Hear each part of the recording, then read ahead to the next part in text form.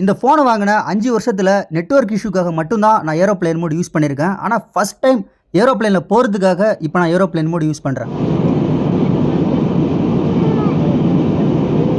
Boarding பாஸில் வந்து gate number mention பண்ணல. எனக்கு ரொம்ப ஹாப்பிங்க.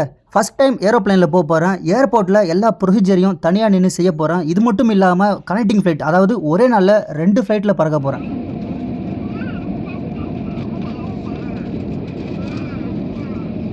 இப்போ நீங்கள் பார்த்துட்டு இருக்கிறது பார்ட் 2 வீடியோ. நீங்கள் ஃபஸ்ட் டைம் ஃப்ளைட்டில் ட்ராவல் பண்ண போகிறீங்கன்னா என்ன செய்யணும், என்ன செய்யக்கூடாது, இதெல்லாம் உள்ளடக்கிய பார்ட் 1 வீடியோ நம்ம யூடியூப் சேனலில் இருக்குது. நீங்கள் தாராளமாக செக் பண்ணி பாருங்கள், உங்களுக்கு கண்டிப்பாக பிடிக்கும்.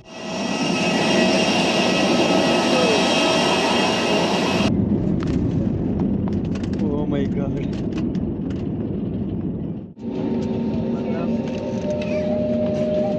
ஏர்போர்ட்டுங்கிறது ரொம்ப ஹைஃபையாக இருக்கும்னு நம்ம எல்லாருக்கும் தெரியும். பட் இருந்தாலும் ஓவர் நாய்ஸுங்க, அதாவது இரைச்சல் ரொம்ப அதிகம். ஆக்சுவலாக இன்றைக்கி நம்ம பிளான் என்னன்னு கேட்டிங்கன்னா, கல்கத்தாவிலேருந்து சென்னை போகிறது நம்ம பிளானு. ஆனால் ஒரே ஃப்ளைட்டில் போல் கல்கத்தாவிலேருந்து பெங்களூர் வரைக்கும் ஒரு ஃப்ளைட்டு, பெங்களூர்லேருந்து சென்னை வரைக்கும் இன்னொரு ஃப்ளைட்டில் நம்ம ட்ராவல் பண்ண போகிறோம். அதாவது கனெக்டிங் ஃப்ளைட்டில் நம்ம ட்ராவல் பண்ண போகிறோம். மொத்தம் கல்கத்தா ஏர்போர்ட்டில் 2 போர்டிங் பாஸ் கொடுத்தாங்க. ஒரு போர்டிங் பாஸ் வந்து பெங்களூர் வரைக்கும் தான். அடுத்த போர்டிங் பாஸில் வந்து கேட் நம்பர் மென்ஷன் பண்ணல, கொஞ்சம் ஜர்க்காகிட்டேன். இங்கே ஒரு அண்ணா இருந்தார், அவர்கிட்ட வந்து ஹெல்ப் கேட்டேன், அவர் தான் காட்டி விட்டார். இப்போ நம்ம 36th கேட் நம்பருக்கு போகணும்.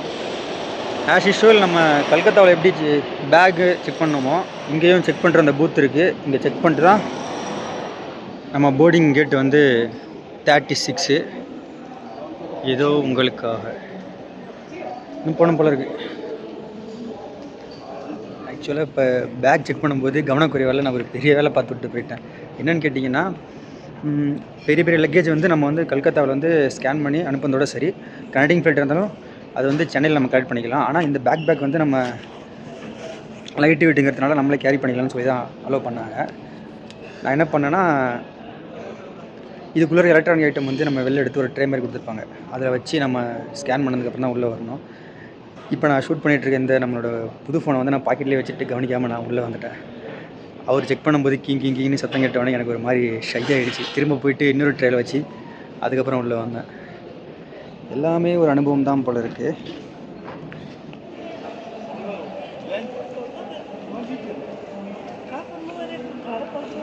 ஆஸ் யூஷுவல் அதே ப்ரொசீஜர் தான். நம்மளோட போர்டிங் பாஸை வந்து ஸ்கேன் பண்ணி கொடுத்துட்டாங்க. நம்ம கல்கத்தாவில் எப்படி அந்த பிரிட்ஜு வழியாக போனோமோ அதே மாதிரி போய் நம்மளோட ஃப்ளைட்டுக்குள்ளே நம்ம என்ட்ரி ஆக போகிறோம். சொல்லப்போனால் கல்கத்தாவில் இருந்த க்ரௌடோட இங்கே ரொம்ப கம்மியாக தான் இருக்குது.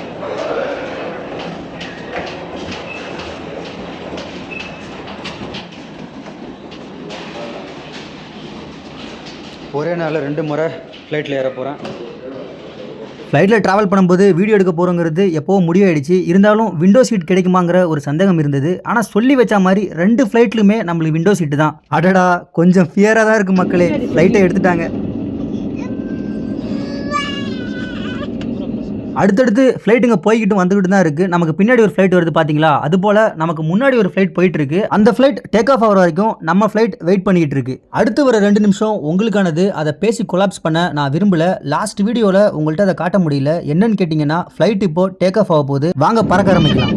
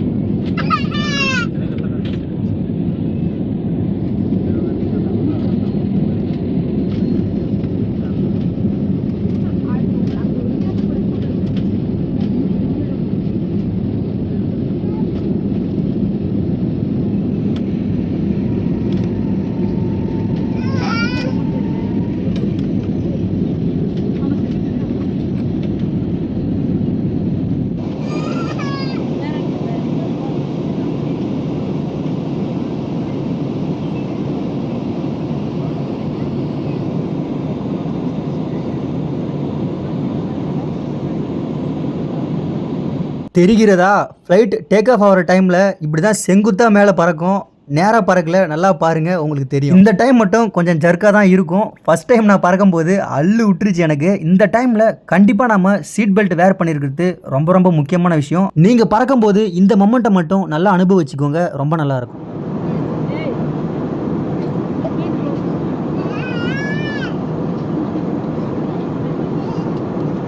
அடுத்த 10 நிமிஷத்தில் நமக்கு ஃப்ரீ ட்ரிங்கிங் வாட்டர் கொடுத்தாங்க. இதை பற்றி நான் போன வீடியோவிலையும் தெளிவாக சொல்லியிருப்பேன். ஃப்ளைட்டில் வெறும் 1/2 லிட்டர் தண்ணி பாட்டிலோட விலை 50 ரூபாய். விருப்பம் இருக்கவங்க, மணி அதிகமாக வச்சுருக்கவங்க வாங்கி ட்ரை பண்ணிட்டோம், தப்பு இல்லை. ஆனால் நமக்கு அதெல்லாம் செட் ஆகாது. ஸோ அதனால் இந்த 2 வாட்டருமே ஒரே குவாலிட்டி தான். இதை வாங்கி ட்ரை பண்ணுங்கள்.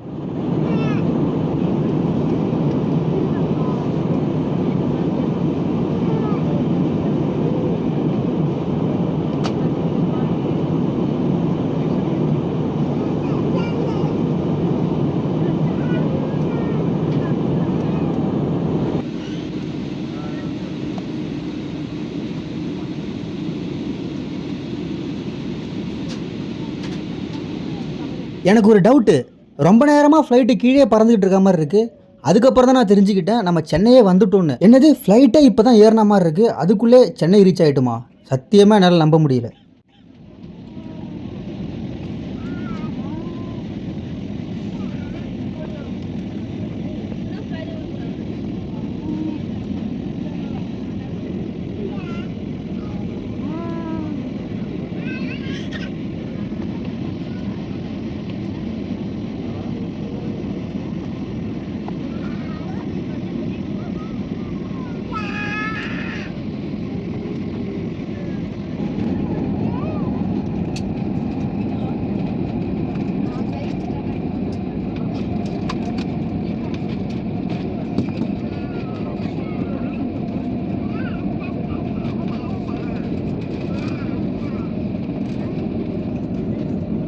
பெங்களூர் ஏர்போர்ட்லேருந்து 3:50க்கு இந்த ஃப்ளைட்டை எடுத்தாங்க. வெறும் 50 நிமிஷத்துலேயே சென்னை ஏர்போர்ட்டை ரீச் ஆகிடுச்சு. ஆனால் காலையில் நம்ம ட்ராவல் பண்ணும்போது கல்கத்தா டு பெங்களூர் 2.5 மணி நேரம் ஜேர்னி எப்படா முடியும் அப்படிங்கிற மாதிரி ஆயிடுச்சு. ரொம்ப நேரமாக ஃப்ளைட்டில் வந்துட்டு இருந்தோம். ஸோ அதை கம்பேர் பண்ணி பார்க்கும்போது இது கொஞ்சம் சீக்கிரமாக வந்த மாதிரி இருந்தது. இருந்தாலும் இது வந்து டிஸ்டன்ஸ் ரொம்ப கம்மிங்க.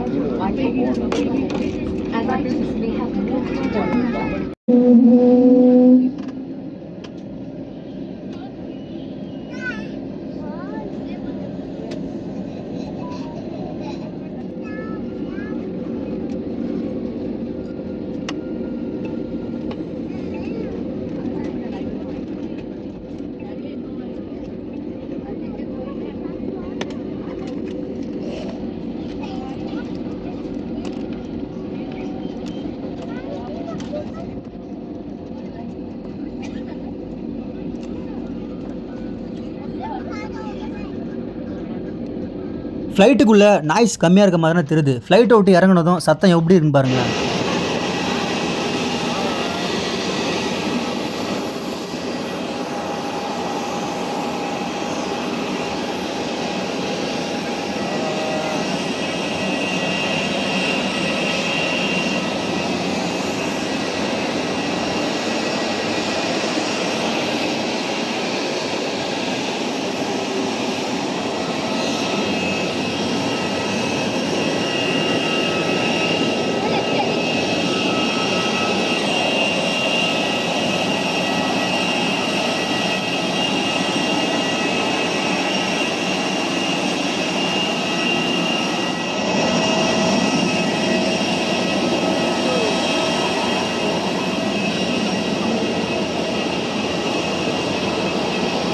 இன்றைக்கி நம்ம பயணம், அதாவது முதல் விமான பயணம் சிறப்பாக முடிஞ்சிருச்சு. அடுத்து நம்மளுக்கு என்ன வேலைன்னு கேட்டிங்கன்னா, நம்மளோட லக்கேஜ்லாம் ஒரு இடத்துக்கு வந்திருக்கும், அங்கே போய் நம்ம கலெக்ட் பண்ணிக்க வேண்டியதான்.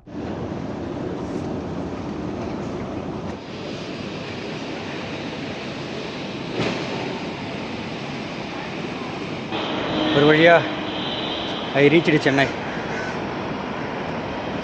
நெக்ஸ்ட்டு திரிசூலம் ரயில்வே ஸ்டேஷனில் போயிட்டு லோக்கல் ட்ரெயின் பிடிச்சிட்டு தாம்பரம் போக வேண்டியது தான் பாக்கி. சென்னை பன்னாட்டு விமான நிலையம். நான் சென்னைக்கு வரும்போதெல்லாம் எப்படா இந்த ஏர்போர்ட்டுக்குள்ளே போவேன் அப்படின்னு நினச்சிட்டு இருப்பேன். ஆனால் ட்விஸ்டான்னு கேட்டிங்கன்னா ஃபஸ்ட் டைம் உள்ளே இருந்து வெளில வர இந்த பில்டிங் வந்து மாலு. இதுலேருந்து ஒரு பிரிட்ஜு கனெக்ட் பண்ணியிருக்காங்க. டைரெக்டாக உங்களை கொண்டு போய் டெர்மினல் 2 அங்கே வந்து கனெக்ட் பண்ணுது.